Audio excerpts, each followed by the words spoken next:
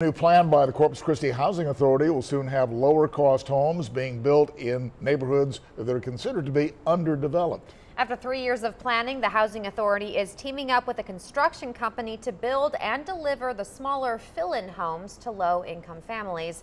Our Madeline Dart explains how it could affect some older neighborhoods in the city. In just a matter of months, houses like these will start to pop up all over Corpus Christi, either to purchase or rent at an affordable price. CEO of the Housing Authority, Gary Alsop, says they hope to have 150 homes installed in the city. They'll be built on empty lots in neighborhoods that are lacking new development.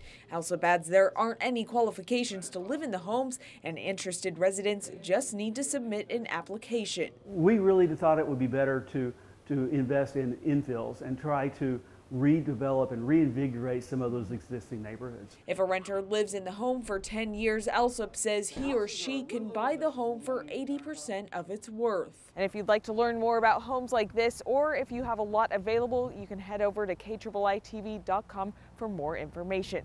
Reporting from Musset and 19th Street, Madeline Dart, 3 News.